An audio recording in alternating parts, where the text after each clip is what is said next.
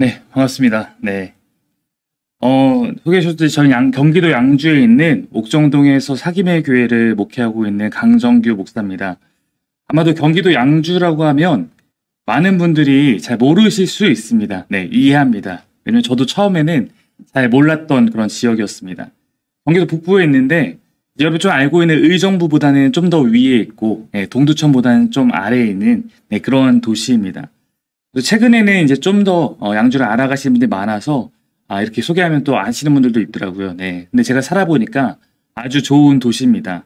저는 양주에서 지역을 목회하고 있는 목사로서 이 도시를 널리 홍보하고 있습니다. 네, 크로스로드 이 가을 학기를 통해서 여러분을 만날 수 있어서 저는 너무 감사하게 생각합니다. 강의에 대한 요청을 받고 사실 잠시 고민이 들었습니다. 그러다가 두 가지 이유로 인해서 강의를 준비해 보기로 제가 마음을 먹게 됐는데요.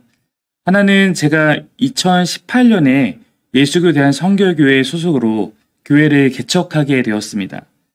제가 저희 교회의 소식을 제가 이용하는 블로그에다가 개척 때부터 그 내용들을 이렇게 공유하고 또 제 마음대로 올리고 이렇게 했는데 이제 개척을 하고 조금 더 교회가 성장해 갈수록 또 몇몇 목회자분들이 그 글을 보시고 연락을 주시기 시작했습니다. 대부분 개척을 준비하시거나 혹은 이미 개척을 하고 고민에 있는 그런 목사님들이었습니다. 또 올해는 몇 개월 전에 목회와 신학의 저희 교회 이야기가 소개되기도 했습니다. 그래서 최근에는 거의 한 달에 한두 번 정도는 모르시는 분들도 전화로 연락 주셔서 뭐 이런저런 고민을 나누시기도 하시고 또 한 달에 한 번 이상은 교회에 와서 또 탐방하고 이러는 경우도 있는 것 같습니다. 저도 이제 개척을 해본 목사로서 개척을 준비할 때 그 막막함을 잘 알고 있는지라 가능하면 그렇게 연락을 주고 오시는 분들에게 최선을 다해서 시간을 내고 가능하면 많은 이야기를 들려드리려고 노력을 이렇게 하고 있습니다. 제가 개척을 좀 비교적 빨리 해서 아직 제가 이제 곧 40이 되는 나이인데 대부분 저를 찾아오신 분들은 사실 저보다 오히려 인생으로서는 더 선배이신 경우가 많았습니다. 어찌 보면 굉장히 겸손하신 것이죠. 오죽하면 알려지도 않은 우리 교회까지 찾아오셔서 답을 얻고자 하실까. 그리고 감사하게도 저와의 이야기를 나눈 분들 가운데 목사님 교회를 보니까 개척에 대한 희망을 갖게 됐습니다 라는 말씀을 많이 해주셔서 이 시간을 통해서 그런 이야기를 나누게 되면 이 이야기가 필요한 분들에게 어쩌면 도움이 될 수 있겠다라는 생각하며 준비하게 되었습니다. 또 다른 이유는 크로스로드 사역이 어떤 것인지 궁금해서 크로스로드 TV에 들어가서 유튜브 영상을 하나 보게 되었습니다. 그때 제가 봤던 것이 이제 정성지 목사님, 홍민기 목사님, 김강성 목사님이 개척에 대해서 이렇게 이야기를 나누는 그런 영상이었습니다. 저는 이 세 분의 이야기가 참 좋았어요. 네, 한번 안 보신 분들은 보시면 분명히 도움이 될 것 같습니다. 그리고 개척을 최근에 해본 사람으로서 공감 간의 이야기도 굉장히 많이 있었습니다. 근데 그 중에 이제 특별히 개척 사역을 지금 활발하게 하시는 이 홍민기 목사님의 개척 사역을 듣는데 이분이 지금 해나가고 추구하는 그 운동의 과정이 저희 교회가 5년 정도 전에 이제 개척을 준비하고 개척을 진행해온 과정과 매우 비슷한 거예요. 저는 이분은 한 번도 이야기해보지 않았지만 근데 이제 홍민기 목사님이 그 개척에 대해서 이렇게 지금 이 시대에 필요하다 이렇게 이야기를 나눈 뒤에 이 김관성 목사님의 질문이 저는 매우 인상 깊었습니다. 뭐라고 질문했냐면 목사님 그런데 그거는 홍민기 목사님이니까 그렇게 되는 거 아닙니까? 목사님은 유명하신 분이니까.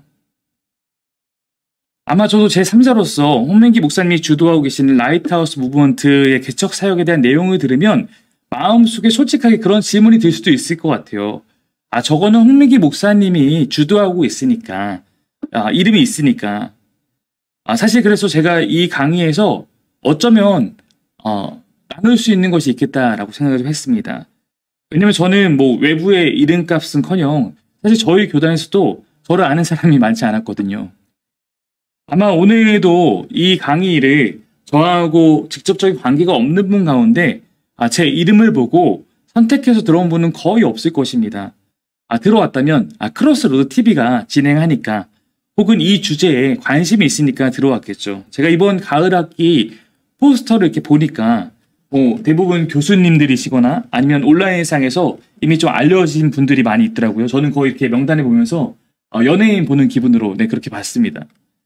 아마도 많은 분들이 가을 학기 포스터를 쭉 이렇게 보시다가 마지막에 있는 저를 보면서 이 사람은 누구지? 아마 이렇게 생각했을 수도 있습니다.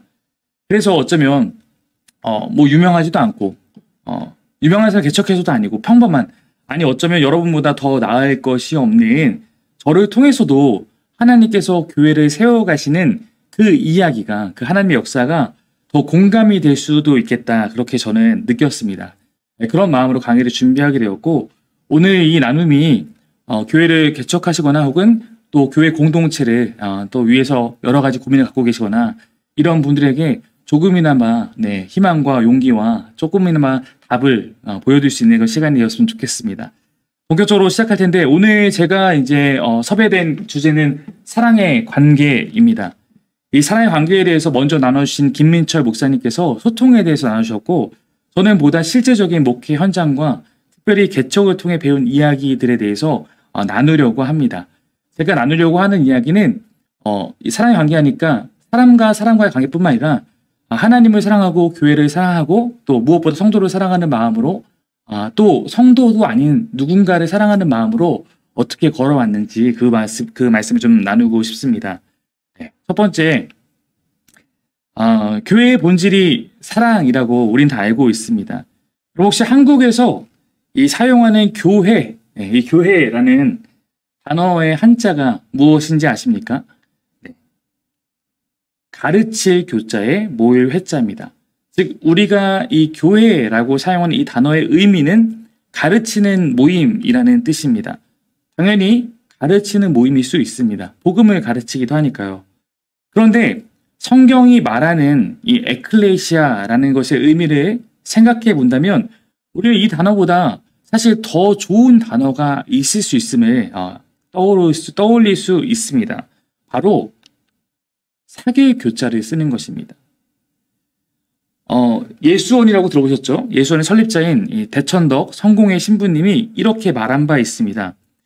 한국의 신자들은 대개 설교를 듣지 않으면 예배를 드리지 않았다고 생각합니다. 사실 설교는 예배의 순서 가운데 하나의 교육 부분일 뿐입니다. 예배 안에서 엄연히 그것이 구별되는 것이고 설교 없이도 우리는 예배를 드릴 수도 있습니다.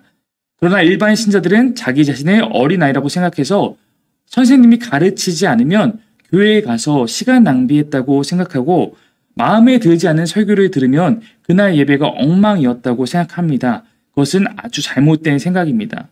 이제 그 이유를 설명하시는 부분이 있는데 이 바로 교회를 잘못 번역했기 때문에 말하는 거예요.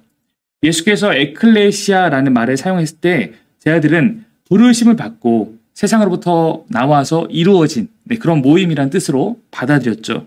근데 이게 한국에서 이제 이 단어를 한국에 가져올 때 가르칠 교자를 쓰게 된 것입니다. 이렇게 하면 이제 앞에서 누군가 가르치는 사람이 앞에서 무언가를 가르치고 또 이렇게 키워가는 이런 모임이라는 뜻이 됩니다. 즉 선생님 앞에 무언가 앉아서 배우는 이런 모임이 떠오르게 되죠. 그러나 교회의 본질은 거기에 있지 않다는 것이죠. 그렇게 우리가 아마도 교회를 맨 처음에 바라봤던 것은 유교적인 사고방식이 우리 가운데 있었기 때문일 것입니다. 그러나 성경적으로 좀 더 맞는 의미는 사계 교자일 수 있습니다. 성경은 교회를 주님 안에서 서로 사귀는 곳이라고 하면서 사귐을 매우 강조하고 있습니다. 가르치다라는 말은 교회 공동체를 표현할 때 많이 나오지 않고 오히려 사귐, 교제, 나눔 이런 의미가 더 강하게 표현되고 있습니다. 즉 우리가 코이노니아라고 하는 부분이 교회의 더 본질에 가깝다는 것이죠. 그러면 교회가 사랑의 공동체가 되어야 한다는 것은 교회의 정체성과 교회의 존재론적 의미에서도 매우 중요하다고 우리가 생각해야 합니다. 제가 이제 이 이야기를 잘 알고 있는 것은 아까 소개받았듯이 저희 교회 이름이 사귐의 교회이기 때문입니다. 근데 제가 이 사귐의 교회라고 이름을 짓게 된 것은 감리교 쪽의 교수님이셨고 지금 워싱턴에서 목회하시는 김영봉 목사님께서 쓰셨던 책이 저에게 굉장히 큰 인상을 큰 감명을 주었기 때문입니다. 바로 사귐의 기도라는 책 때문이었습니다. 이 책을 제가 청년 때 읽으면서 신앙의 핵심에 사귐이라는 단어를 새겨넣게 됐습니다. 하나님과의 관계에서 우리가 하나님과 추구해야 될 것이 있다면 그것은 다름 아니라 사귐이라는 것을 제가 배우게 된 것이죠. 그래서 제가 이제 후에 개척을 고민하고 개척을 준비하는 그 시즌에 개척을 앞두고 잠시 미국에 갈 기회를 얻게 됐습니다. 네, 저희 누님이 미국에 있었기 때문에 처음으로 가보게 됐습니다. 그때 미국에 가면 미국에서 김영목 목사님을 꼭 한번 찾아뵙고 싶은 마음에 제가 워싱턴까지 갔습니다. 그래서 처음으로 연락을 드렸는데 흔쾌히 집으로 이렇게 초대해 주시고 환대해 주셔서 목사님과 나눔을 가질 수 있었습니다. 바로 이 김영목 목사님이 목회하고 계신 교회 이름도 워싱턴 사귐의 교회입니다. 그래서 제가 이때 찾아뵙고 목사님, 제가 개척을 하게 되면 사귐의 교회로 이름을 짓고 싶습니다. 이렇게 말씀을 드렸던 적도 있습니다. 근데 제가 이 목사님과의 그 짧은 교제 가운데서 지금까지도 가장 기억에 남는 것들이 있다면 이 질문이었어요. 목사님께 제가 개척을 고민하고 있는 목사로서 한 가지 질문을 드렸습니다. 목사님, 근데 목회는 뭘까요? 그때 김 목사님께서 이렇게 대답해 주셨습니다. 함께 살아가는 것입니다. 함께 살아가는 것이다. 그리고 신자란 죽을 때까지 나를 점검하고 고민하면서 하나님께 나아가는 것이고 우리가 고민이 멈추는 순간 부패할 수밖에 없다. 그런 신자의 그 삶의 여정을 함께 걸어가는 것이 교회다. 그것이 목회다. 이렇게 말씀해 주셨습니다. 이 말은 이 이후 목회를 해나가는 저에게 굉장히 큰 도움이 되는 그런 이야기가 되었습니다. 내가 때로는 잘 못 가르칠 수 있겠지만 내가 이들과 함께 이 여정을 사랑하면서 함께 걸어가는 것, 그것이 목회구나 이렇게 여겨졌기 때문입니다. 그래서 저희 교회는 그 이후에 개척을 하고 이름을 그렇게 짓고 저희 교회 로고가 이렇게 생겼습니다. 네, 사귐의 교회인데요.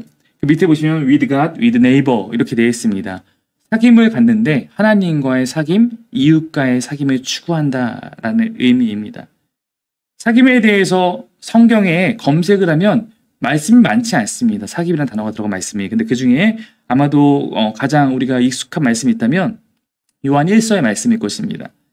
우리가 보고 들은 바를 너희에게도 전함은 너희로 우리와 사귐이 있게 하려 함이니 우리의 사귐은 아버지와 그의 아들 예수 그리스도와 더불어 누림이라. 여기 너희라는 것을 이제 지체들 간의 사귐을 말하고 있고 그리고 이것이 또 아버지 예수 그리스도 하나님과의 그런 교제이고 만남이라는 것을 말하고 있습니다. 저는 여기서 교회의 본질을 찾았습니다.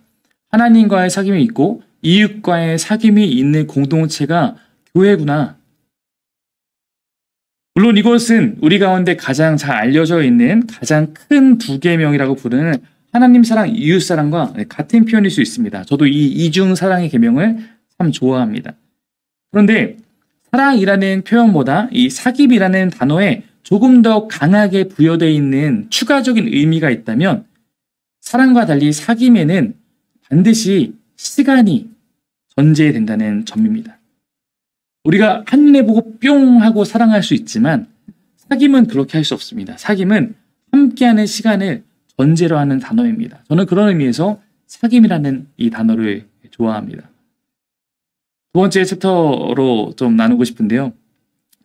저는 사실 교회를 개척한 분 가운데 여러 가지 비전이 있고 오래전부터 준비한 분도 있겠지만 저는 교회 개척에 대한 꿈을 꾼 적이 없었던 사람입니다. 오히려 강하게 거부했던 사람이었습니다. 이유가 있었습니다. 왜냐하면 저희 아버지가 개척을 하셨던 목회자이셨기 때문입니다. 교회를 개척해 나간다는 것이 저에게는 사명보다는 고생이라는 단어가 가장 먼저 떠오르는 그러한 길이었습니다. 제가 중학교 시절에 이제 아버지가 목회하시면서 교회를 건축하게 되셨는데 그때 생긴 빚으로 인해서 아버지와 어머니가 마음고생 하시는 것을 옆에서 보면서 자랐기 때문에 저에게 개척이라고 하면 그것은 막연한 두려움이기도 했습니다. 그래서 저는 신학교를 가게 되고 공부를 계속 해왔지만 그 길을 가면서도 개척만큼은 피하고 싶었습니다. 다른 것은 제가 다 해도 개척은 못합니다. 이렇게 생각했다고 할까요? 그런데 지금은 저는 이 개척의 여정을 와보고 이 교회를 목회하는, 담임 목회해보는 이런 과정을 겪으면서 저는 여러분이 꼭 개척해 보길, 그 기쁨을 누려보기를 권면하고 있습니다. 저를 찾아오시는 분들에게도 꼭 그렇게 말씀드립니다. 특별히 여러분이 만약에 꿈꾸시는 나는 이런 교회를 꿈꾼다라는 모습이 명확하다면 저는 개척하시는 것을 추천합니다. 물론 우리가 청빙을 받아서 기존에 있는 교회 후임으로 들어가서 그렇게 해나가는 것도 가능하죠. 근데 제가 지금 경험해보면 기존 교회 안에서 내가 꿈꾸는 교회로 이렇게 이끌어가는 것이 더 많은 에너지와 지혜가 필요한 것 같습니다. 어떤 면에서는 여러분이 생각하는 교회를 향해서 나아가기 위해서는 개척하는 편이 제일 쉽습니다.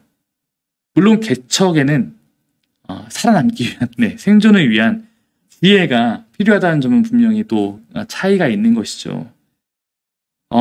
저는 한국 교회가 숫자가 줄어들 거라고 생각합니다. 왜냐면 그것은 꼭 뭐 교인이 빠져나가고 이것뿐만 아니라 지금의 실정을 제가 살펴보면 그렇습니다. 저희 교단에서도 지금 은퇴하시는 세대가 이제 세대 교체가 많이 되고 있죠. 그러면서 교회와 교회끼리 합치는 그런 현상도 많이 나타나고 있습니다. 자, 예를 들어서 한 50명 데리고 목회하면은 교회가 그렇게 갈 수는 있거든요. 50명 정도 있는 교회가 그렇게 한 분 목사님과 함께 목회를 신앙생활 해오다가 이분이 이제 은퇴할 때가 되면은 그래도 이분이 뭐 20년, 30년 목회하시면 원로 목사님으로서 그래도 대우를 해드리고 싶은 마음도 교회에 있는데 이게 담임 목사님 모시면서 그렇게 하기가 쉽지 않은 것이죠. 그러니까 그렇게 한 50명 정도 되는 교회끼리 이렇게 함께 합치게 되는, 그래서 은퇴하신 목사님이 원로 목사님 되시고 좀 더 젊은 목사님 담임 목사님 되시고 이런 경우들이 지금 실제적으로 굉장히 많이 일어나고 있습니다. 코로나 상황에서 많은 교인 숫자가 줄어들고 있고 그런 여러 가지 상황까지 고려한다면 많은 교회의 숫자가 이런저런 이유로 사라질지도 모르고 이미 통계적으로 그렇게 나오고 있습니다.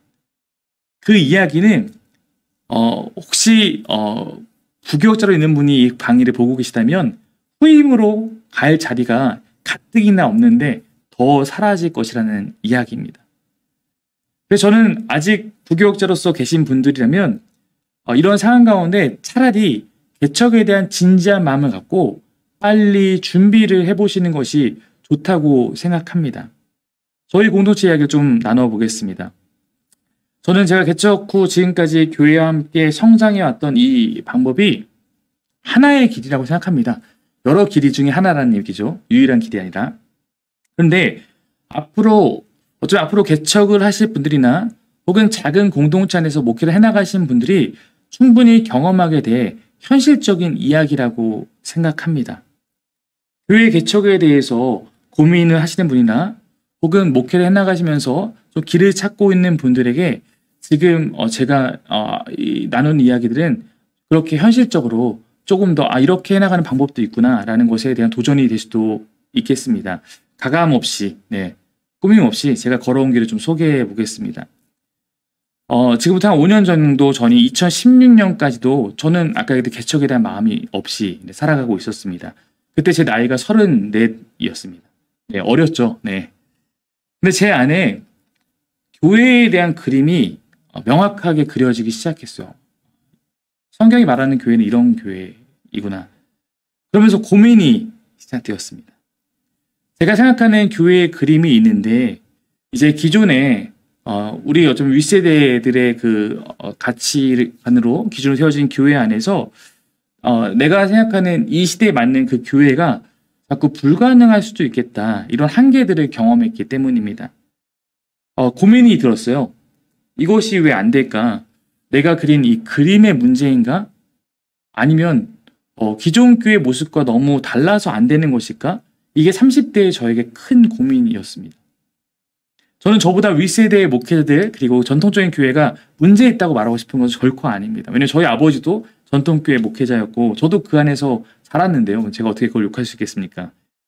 다만 우리 윗세대에게는 그러한 모습의 교회가 맞았다면 새로운 시대에 맞는 교회가 과연 될 수 있을까? 이런 고민인 거죠. 새로운 생각을 가진 이 시대의 다양한 사람들을 품을 수 있는 교회로서 가능할까? 이런 고민이 있었습니다. 그때쯤 이미 그 전부터 많이 그랬죠. 한국 교회 안에 이제 수많은 가나안 성도들이 생겨나고 있을 때였습니다. 아마도 적어도 이 강의를 듣는 분들이라면 가나안 성도가 어떤 사람을 지칭하는 표현인지는 아실 것 같아요. 가나안, 안 나가를 거꾸로 한 거잖아요. 그러니까 하나님은 난 믿고 싶지만 교회에는 안 나가고 있는 그런 사람들을 우리가 가나안 성도라고 부릅니다. 아마도 코로나로 인해서 지금은 그 숫자가 급증했을 것으로 보여집니다. 솔직히 말해 저는 가나안 성도를 이해하지 못하는 사람 중에 하나로 자랐습니다. 제가 목회자의 아들로 자랐기 때문에 어린 시절에 제 아내는 막연하게 교회를 떠나는 사람들에 대해서 이해함보다는 그들의 모습에 대한 반감이 더 컸습니다. 전 교회를 지키는 자 입장에서 계속 바라보고 자랐던 것이죠. 그래서 그들이 왜 교회를 떠나게 되었는지를 깊이 들여다보지 못했습니다. 그런데 제가 사역을 해나가면서 점차 그들에 대한 이해함들이 생기는 것입니다. 교회를 떠나게 되는 것이 과연 이들만의 문제일까? 잘못일까? 여전히 전통적인 교회 안에서 일반적인 교회 안에서 신앙생활을 잘하고 있는 사람들이 훨씬 많습니다. 그러므로 그런 분들이 여전히 존재하고 그렇게 신앙생활하는 공동체는 굉장히 잘하고 있는 것입니다. 그런데 저는 다음 세대를 주로 사역했던 사역자로서 우리 세대까지는 이렇게 갈 수 있겠지만 정말 다음 세대까지 신앙이 전수될 수 있을까? 이것 또한 고민이었습니다.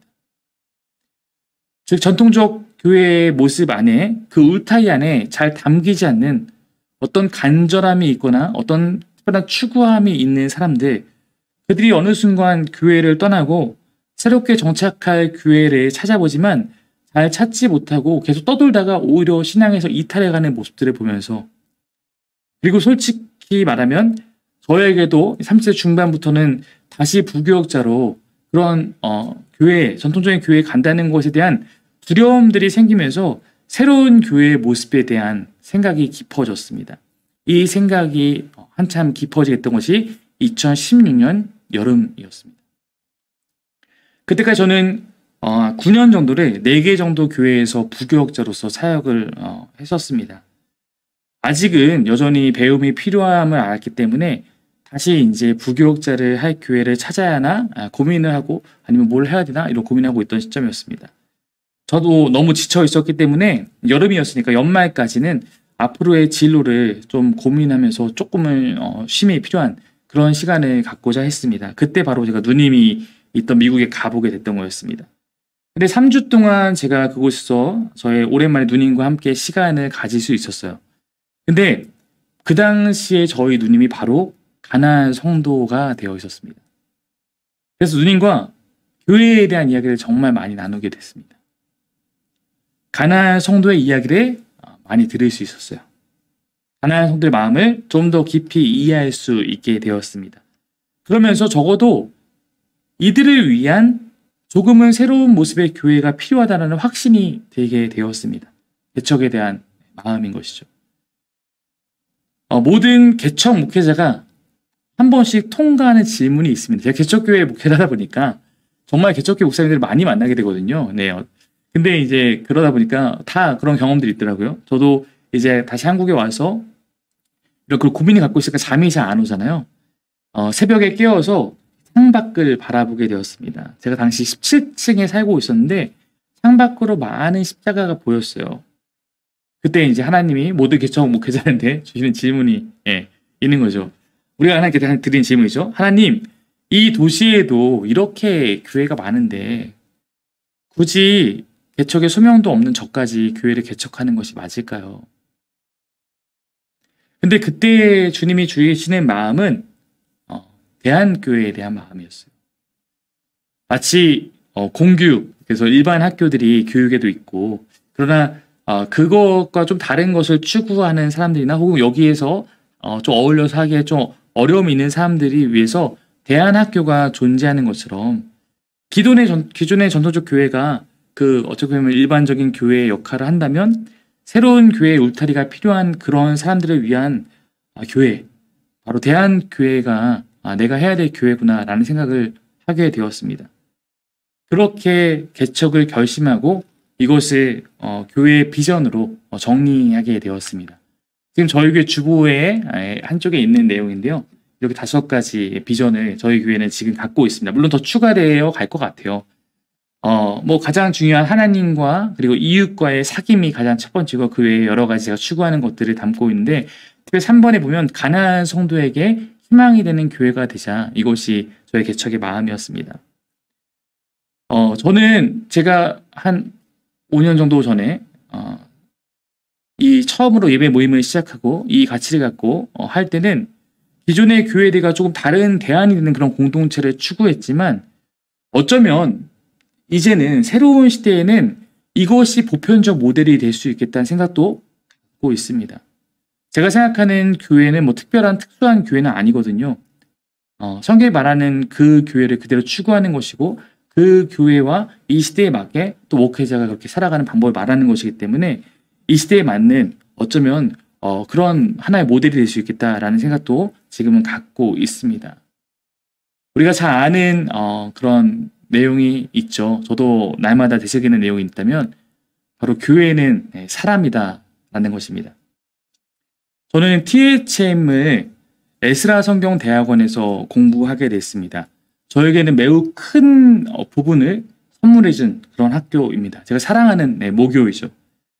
이 학교를 다니면서 저의 교회론이 완성되었던 것 같습니다.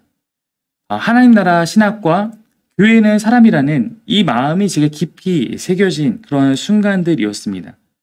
근데 이곳에서 교수님들이 수업 시간에 자주 하셨던 말씀이 진짜 목회자가 영혼을 돌볼 수 있으려면 인생의 경험들이 필요하고 그래서 한 나이 40은 되어야지 진짜 목양을 할 수 있는 그런 나이가 된 것이다. 진짜 목회자로서 역할을 할 수 있다. 목사를 너무 빨리 주고 있다.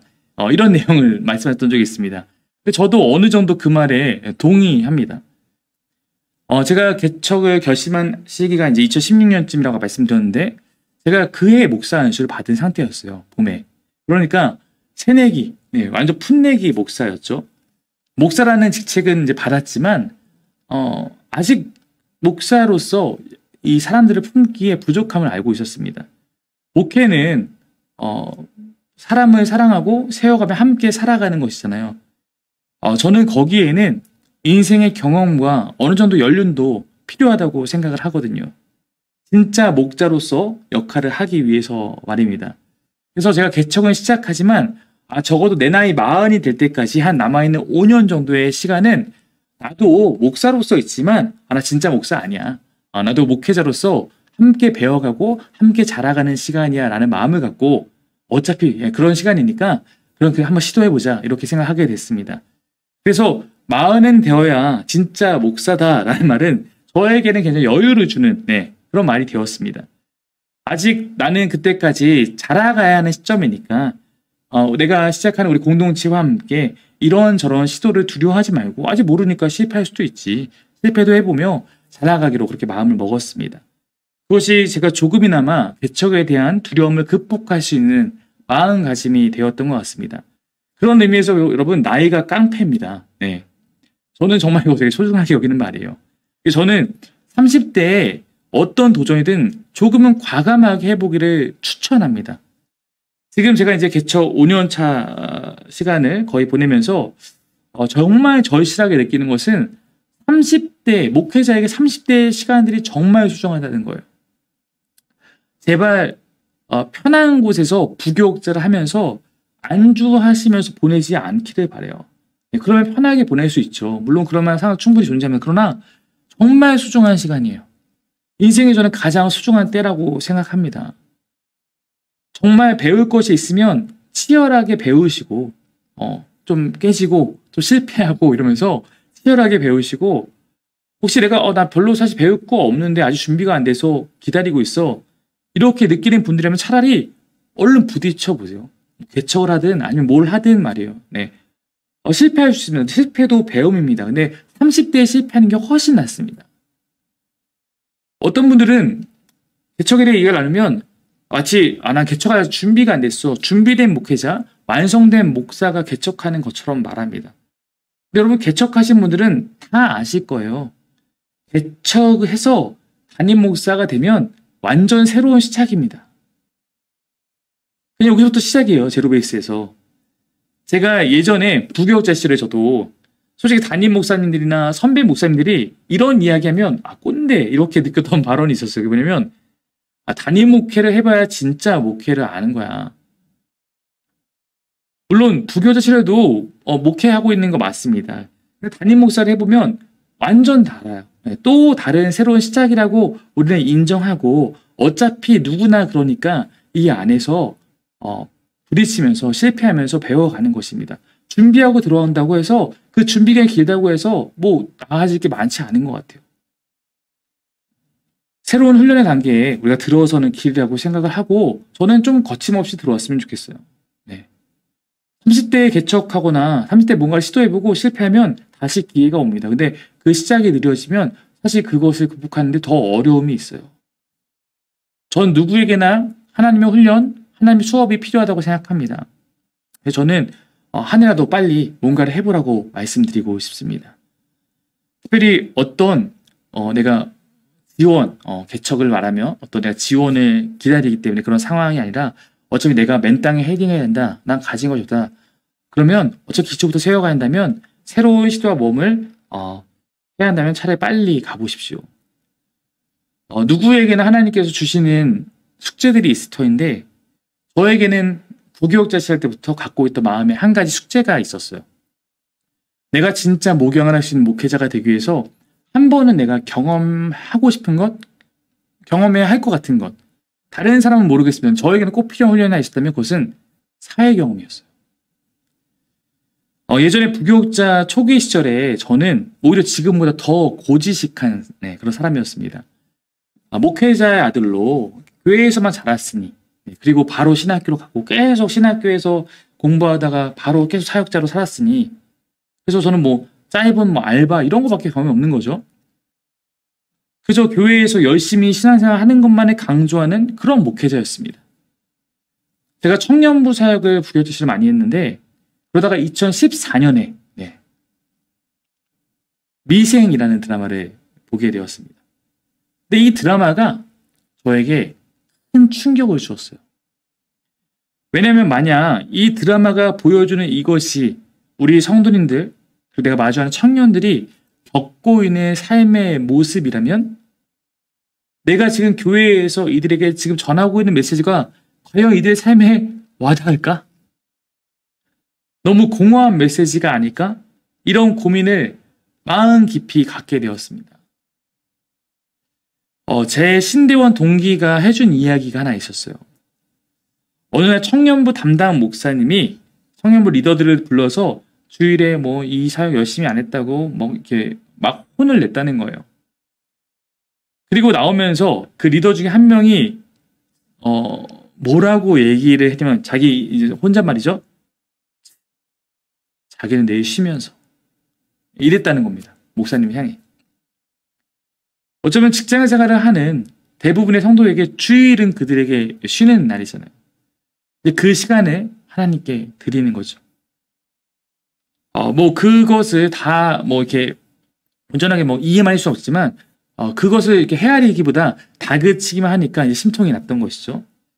근데 이제 성도들이 보기에 목회자는 주일 다음에 대부분 쉬잖아요. 네, 뭐 맞는 말이잖아요.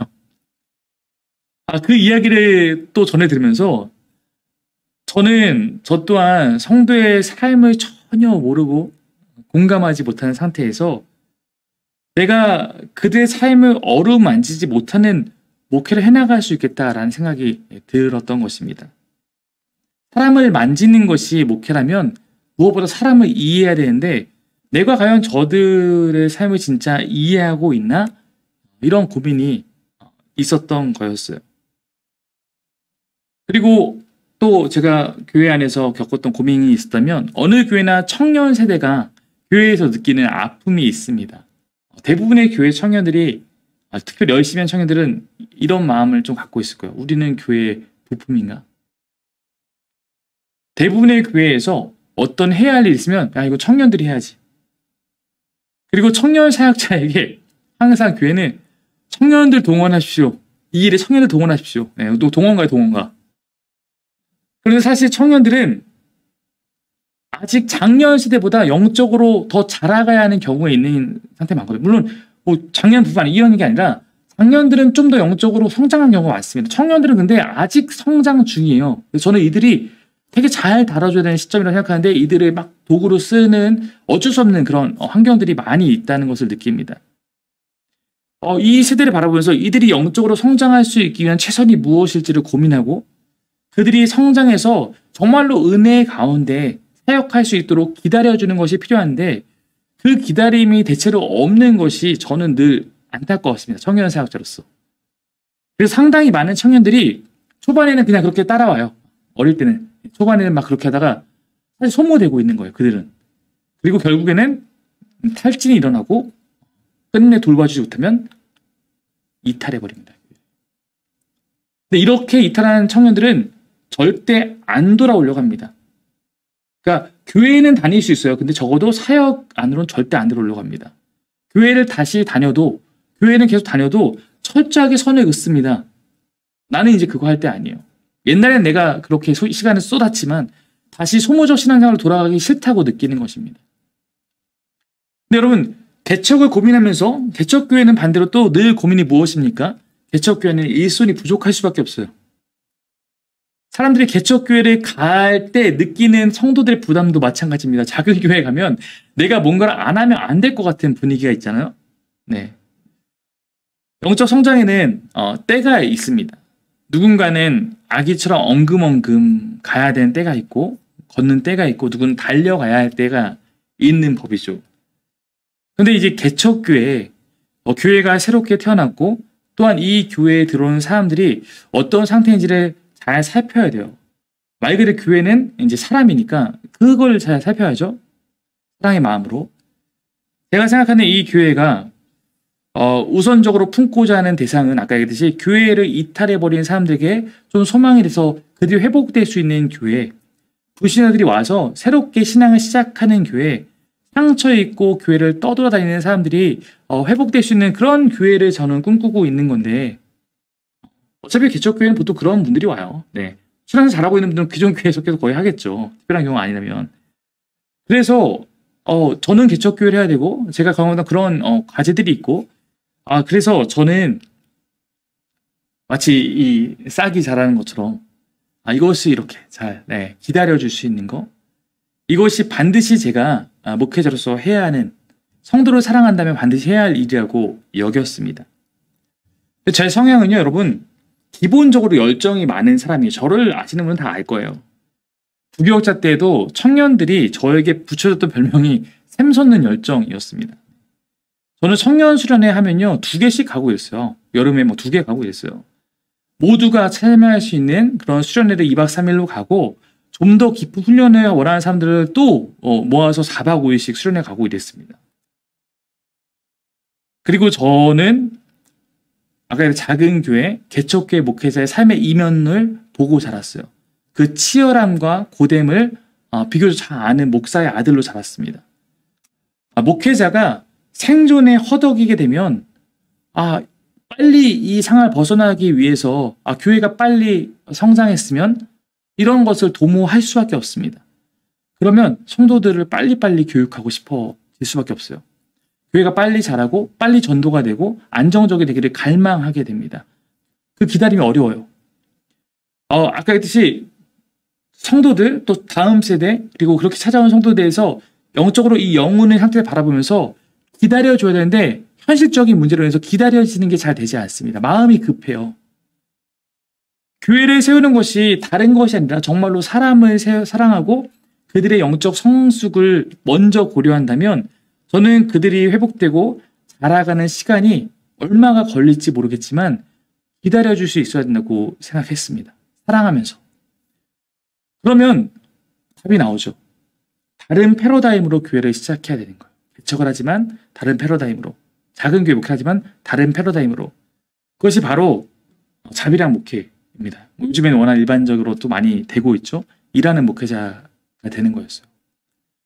저에게 주어진 아까 했던 사람 이해에 대한 사람들 사회에서의 모습에 대한 숙제도 해결하고 저희 공동체를 위해서 제가 기다림 위해서 할 수 있는 현실적인 섬김 그것은 바로 제가 일하면서 자비랑 목회하면서 이들을 돌봐주는 것이었습니다. 좀 여유를 갖고 그래서 저의 개척의 첫걸음의 목표를 이렇게 정하게 됐습니다. 슬로우 처치. 제가 슬로우 처치를 향한 여정을 시작했던 것은 저와 함께하는 사람이 아주 소수의 사람일 수 있겠지만 그들에게 제 삶을 걸고 영적으로 그들을 성숙시키고 싶었기 때문이에요. 내가 목표를 정해놓고 여기에 막 성도들을 끌어다가 맞추는 것이 아니라 성도들 영적 성장을 고려해서 거기에 맞게 최선을 다하면 혹시 이들이 좀 느리다면 나도 좀 여유를 갖고 느리게 발걸음 맞추고자 했던 것입니다. 우리가 러브 이즈 액션, 사랑은 행동하는 것이다 말하잖아요. 사랑하면 행동하기 위한 어떻게 내가 이들 사랑할 것인가 방법을 찾게 되죠. 저의 방법은 슬로우 처치였습니다. 슬로우 처치는 그냥 말로 하는 게 아니죠. 네, 여기 구체적인 전략이 필요합니다. 네, 그래서 슬로우 처치에 대해서 네 번째 나누려고 하는데 나중에 보니까 이런 제목의 책이 있더라고요. 네, 저도 아직 그 책을 본 적이 없습니다. 그냥 제가 원래 패스트푸드를 굉장히 좋아하거든요. 슬로우 푸드 전 싫어합니다. 적어도 근데 슬로우 푸드가 건강한 음식이라는 거는 알고 있죠. 지금 우리 교회는 슬로우 푸드처럼 슬로우 처치로 가야 된다. 그래서 나름대로 붙여본 이름이 슬로우 처치였습니다. 천천히 영혼 중심으로 바라보며 목회를 해나가겠다는 저의 다짐이었어요. 기어가는 아기가 걸을 때까지 기다리며 그에 맞는 양육을 하고 걷다 보면 달릴 수 있는 데가 오겠지. 안 오면 평생 같이 걸어가 주면 되지. 저는 교회는 잠깐 1, 2년 빡세게 해보고 안 되면 접을 것 이런 것이 아니라고 생각해요. 저는 뭐 다른 분들은 또 다르게 생각할 수 있겠죠. 저는 적어도 그렇게 생각합니다. 내 계획대로 안 될 수도 있잖아요. 잘 풀리지 않을 것에 대한 현실적인 그런 대책이 필요하잖아요. 그리고 저도 남편이고 저도 아빠입니다. 가장으로서의 고민이 있죠. 여러분 우리 가족의 생존을 내가 타인에게 의존하는 삶은 책임감이 없는 삶이잖아요. 여러분 목회란 것은 영적인 가장이죠. 교회 공동체 가족이고 개척해서 우리 교회의 생존을 외부의 도움에 의존하면서 계속 의존적 삶을 사는 것은 제게는 좀 막연한 환상이라고 생각했어요. 처음엔 물론 도움 받을 수 있습니다. 네. 그러나 그건 또 상황이 다 다르니까요. 아이들이 있으면 내 가장으로서 열심히 아이들이 자랄 때까지 밖에서 열심히 일하면서 이들이 자라는 것을 지원하고 돌보듯이 저는 개척교회에 오는 사람들이 영적 아이라고 생각을 했고 그들의 성장을 현실적으로 지켜봐주고 기다려주기 위해서 일을 하기를 선택한 것입니다. 물론 이것은 제가 마주한 개척의 상황 때문에 그렇습니다. 우리가 교회를 개척할 때 그리고 지금도 개척된 교회 안에는 주어진 상황이 다 다를 거라고 생각해요. 요즘 분립개척이라고 해서 기존의 교회에서 개척할 멤버를 분립해서 이렇게 보내주는 경우도 있습니다. 네. 또한 지교회로서 기존에 있는 교회가 개척에 대해서 어떤 물질적 지원이라든가 공간적 지원이라든가 이런 것들을 지원하는 경우들도 있습니다. 혹은 이미 개척 전부터 공동체성을 가진 멤버들이 함께 모여서 개척을 하는 경우들도 있어요. 만약에 제가 갖고 있는 상황이 이 셋 중에 하나였다면 저는 다른 방법을 택했을 것 같아요. 공동체를 바라보면서. 만약에 저희 개척 멤버가 충분히 있고 이들이 지금 새로운 교회 세우겠다는 열망이 가득하다면 저 또한 거기에 맞춰서 플랜을 짰을 것입니다. 근데 당시에 저는 개척에 대한 비전만 생겼을 뿐 아무것도 확정되어 있는 것이 없었습니다. 사실 2016년에 제가 부교적 사역을 마치고 그 이후에 대한 진로에 대한 고민을 갖고 있을 때 목회하고 계시는 아버지께서 한번 부르셔서 물어보셨던 적이 있어요. 너는 혹시 아버지의 뒤를 이어서 목회를 해나갈 마음이 있니? 저희 아버지도 평생을 정말로 이렇게 모든 것을 다 쏟으며 개척하고 목회해 오셨기 때문에 같은 길을 가는 아들을 바라보면서 안쓰러운 마음에 물어보셨던 것이겠죠. 그리고 아주 솔직히 말하면 그 당시의 미래가 아무것도 보장되어 있지 않은 저에게 솔깃한 그런 마음이 있기도 했습니다.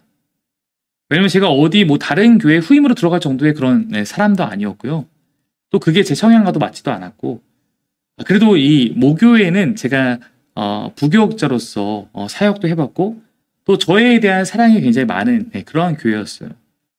제가 모교회에서 첫 전도 사역을 마치고 이제 다른 교회로 사역을 나갈 때 모교회 분들이 저에게 주셨던 인사가 모두 전사님 잘 배우고 돌아오세요 였거든요.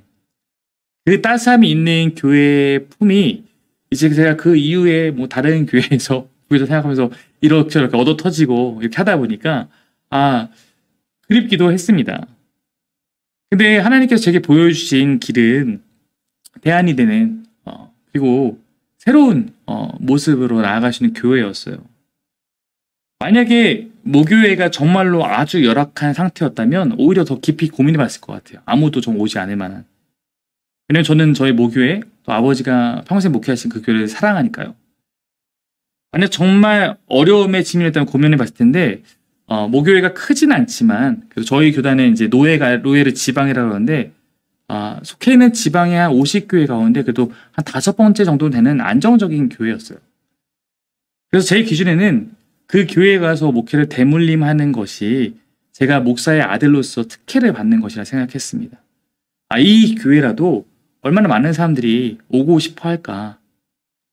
그래서 그 길은 가지 않겠다라고 말씀드렸습니다. 개척하겠습니다.